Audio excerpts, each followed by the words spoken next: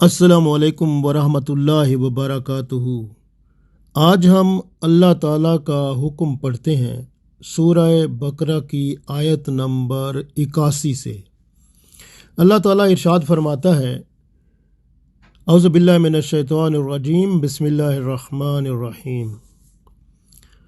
بلا من کسب سیئۃ وأحاطت بہ خطیئتہ فَأُولَئِكَ أَصْحَابُ النَّارِ هُمْ فِيهَا خَالِدُونَ۔ اللہ تعالیٰ نے ارشاد فرمایا، بلا وہ لفظ ہے جو تاکید کے لیے آتا ہے۔ ہاں من کسبا، من کا مطلب جو کوئی، کسبا کا مطلب کمائی کرتا ہے، سیئات کا مطلب ہے برائی، یعنی جو برے کام کی کمائی کرتا ہے، یعنی برے کام میں اپنے اعضائے جسم کو مصروف کرتا ہے، یعنی ہاتھ سے چوری کرتا ہے، یا بے حیائی برائی یا زنا کرتا ہے، یا کسی کو گالیاں دیتا ہے، یعنی کوئی بھی اپنے جسم کے اعضاء سے جب کوئی برائی کرتا ہے، اللہ فرماتا ہے بلا، ہاں من کا سبا، جس نے برائی کی یا جو برائی کرتا ہے یا جس نے برائی کمائی، سیئہ برائی کو، اور احاطت، اور احاطت کا مطلب ہے اور احاطہ کر لیا اور گھیر لیا، بہی اس کو، یعنی خطیئتہ اس کی خطاؤں نے، یعنی اس نے جو خطائیں کی، برائی کی، وہ برائی اس کو گھیر لیتی ہے، تو پھر کیا ہوتا ہے؟ فَأُولَئِكَ أَصْحَابُ النَّارِ، پس یہ وہی لوگ ہیں جو آگ والے ہیں، یعنی جہنم والے ہیں، ہم فیہا خالدون، پس یہ اس میں ہمیشہ رہیں گے۔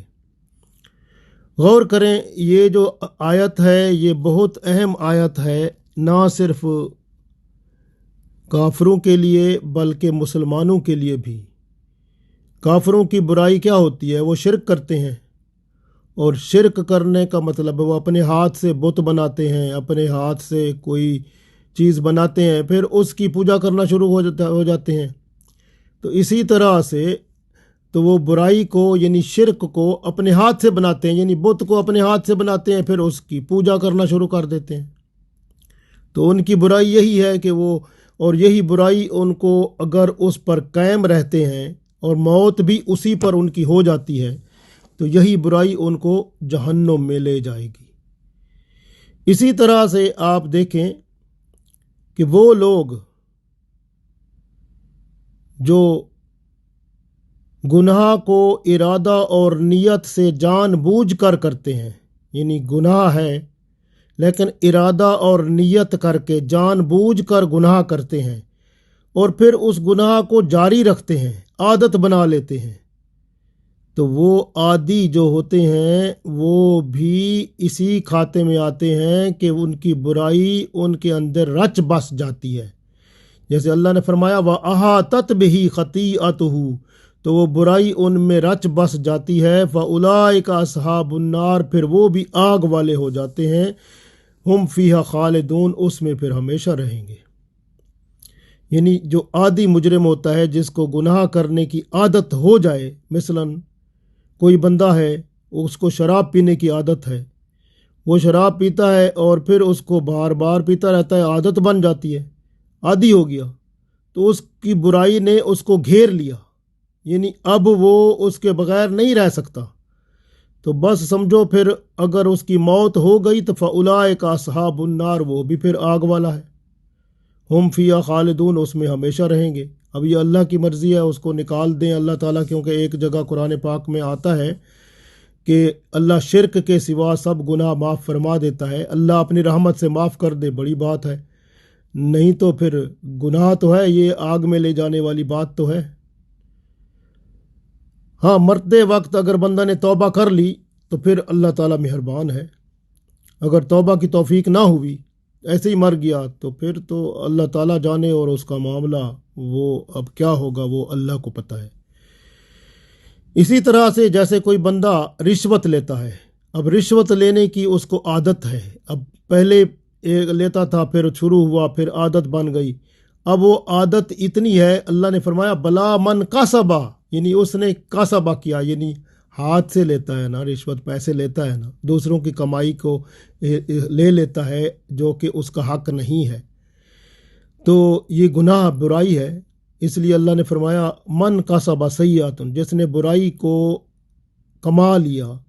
رشوت برائی ہے، اس کو لے لیا اور عادت بن گئی، وہ احاطت بھی خطیئتہ، اور اس طرح کی برائی نے اس کو گھیر لیا، یعنی اس کو حصار میں لے لیا، قید میں لے لیا، فاولئک اصحاب النار، پھر وہ بھی آگ والے ہیں، ہم فیہا خالدون، اس میں ہمیشہ رہیں گے۔ اسی طرح چوری کرتا تھا بندہ، اب چوری کرنے کی اس کو عادت پڑ گئی، اب عادت پڑ گئی تو وہ جاتی نہیں ہے عادت، اب اس کو اوپر سوار ہو گئی، تو پھر کیا ہوگا کہ وہ بھی پھر اسی طرح آگ والا ہو گیا۔ جس طرح سے بندہ جو ہے گناہ کرتا ہے، جیسے زنا کرنے کے لیے، بے حیائی کے لیے بندہ تیار ہوتا ہے اور پھر وہ گناہ کو کرنا شروع کر دیتا ہے، من کسب سیئۃ، یعنی وہ اب گناہ میں لگا ہوا ہے، اب اس وقت اس کے اوپر برائی سوار ہے، وَأَحَاطَتْ بِهِ خَطِیئَتُهُ، تو اس کی برائی نے اس کو گرفتار کر لیا چاروں پاسوں سے، ہر طرف سے وہ گرفتار ہے برائی میں۔ فَأُولَئِکَ أَصْحَابُ النَّارِ، یہ آگ والے ہیں۔ اللہ کے رسول صلی اللہ علیہ وسلم نے فرمایا ایسا بندہ جو برائی کر رہا ہوتا ہے، زنا کر رہا ہوتا ہے، بے حیائی برائی کر رہا ہوتا ہے، اس وقت اس میں ایمان نہیں ہوتا، ایمان اس سے دور خلا میں پہنچ جاتا ہے اور اس کے اندر ایمان نہیں ہوتا۔ اگر اس حالت میں وہ مر گیا تو اس کی موت اسلام پر، ایمان پر نہ ہوئی، اس لیے فَأُولَئِکَ أَصْحَابُ النَّارِ، پھر وہ آگ والے ہیں، ہم فیہا خالدون، اس میں ہمیشہ رہیں گے۔ اسی طرح سے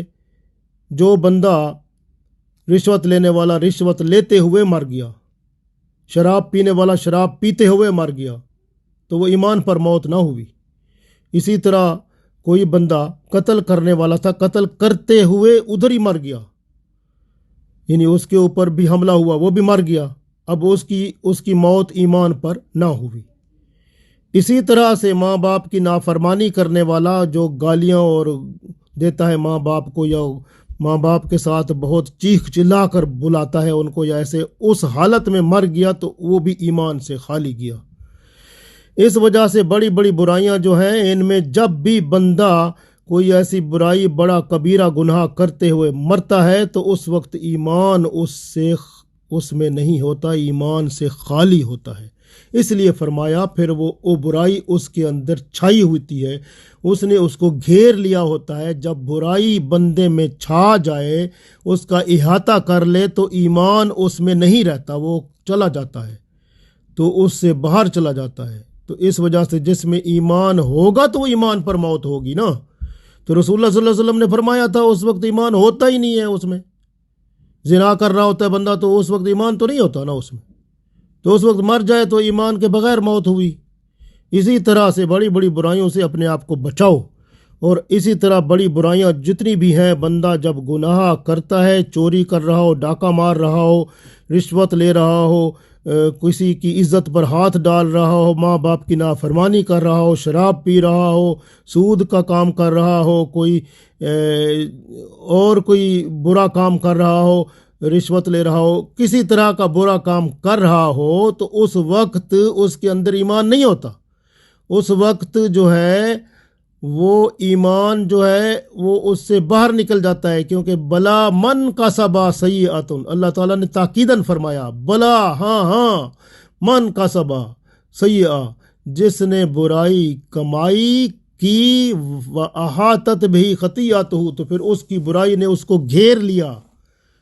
احاطہ کر لیا، فَأُولَئِکَ أَصْحَابُ النَّارِ، تو بے شک وہ لوگ کون ہیں؟ وہ ہیں آگ والے، جہنم والے، ہم فیہا خالدون، اس میں ہمیشہ رہیں گے۔ تو اللہ کا یہ جو حکم تھا آج، یہ ہمیں بتاتا ہے کہ اللہ بصیر ہے، वल्लाहु बसीरुम बिल इबाद, अल्लाह देख रहा है अपने बंदों को, समी है, वो देखता है, सुनता है, अलीम है, वो उस हर चीज़ का इल्म रखता है। तो बंदा हर वक्त अल्लाह को सामने रखे, ये समझे कि अल्लाह मुझे देख रहा है, अल्लाह हर बात मेरी सुन रहा है, अल्लाह को सारा इल्म है। इसलिए जब अल्लाह सामने होगा तो सामने ख्याल रखेगा, ईमान इस पर पुख्ता रखेगा, तो फिर उससे बुराई नहीं होगी। जिस तरह के अब आपका बाप, माँ बाप, रिश्तेदार या कोई बड़े जैसे कोई पुलिस वाले, कोई और कोई जिससे डर होता है बंदे को, वो लोग अगर सामने हों तो बंदा बुराई तो नहीं करता ना। लेकिन अल्लाह जो सबसे बड़ा है वो अगर सामने है तो बंदा बुराई करता है, शर्म नहीं आती है उस वक्त। तो यही बात है, उस वक्त उसमें ईमान तो नहीं होता, क्योंकि मुसलमान का ईमान सबसे पहला होता है आमन तो बिल्ला है, ईमान मैं लाया हूँ अल्लाह पर। तो अल्लाह पर ईमान का मतलब है अल्लाह हाजिर है, हर वक्त मौजूद है, देख रहा है। तो जब अल्लाह देख रहा है तो उसके सामने तो क्या कर रहा है, शर्म नहीं आती कि बुराई का काम कर रहा है। तो इसलिए उस वक्त अल्लाह पर ईमान बंदे का नहीं होता, क्योंकि अल्लाह का इनकार कर रहा होता है। उसको ये पता नहीं अल्लाह मुझे देख रहा है, कि अल्लाह मेरी बात सुन रहा है, तो अल्लाह के ऊपर ईमान तो कामिल नहीं होता ना उस वक्त। तो ईमान उस वक्त फिर रुखसत हो जाता है, फिर शैतान आ जाता है। अल्लाह ताला से दुआ है कि अल्लाह हमें बुराइयों से बचाए और हमें हमारे अंदर अल्लाह ताला ऐसी ईमान की ताकत अता फरमाए कि हम हर वक्त अल्लाह को सामने समझें, और अल्लाह हमें देख रहा है, अल्लाह सुन रहा है, अल्लाह को हर बात का इल्म है। इसलिए हम बुराइयों से, गुनाहों से, हर तरह के जो जो ऐसी बातें हैं जो शरीयत से बाहर हैं, अल्लाह से बचें, अल्लाह के हुक्म से बचें उससे, और अल्लाह और उसके रसूल सल्लल्लाहु अलैहि वसल्लम के बताए हुए रास्ते पर चलकर इस दुनिया और आखरत में कामयाब व कामरान हूँ। अल्लाह ताला हमें तौफीक दे, आमीन।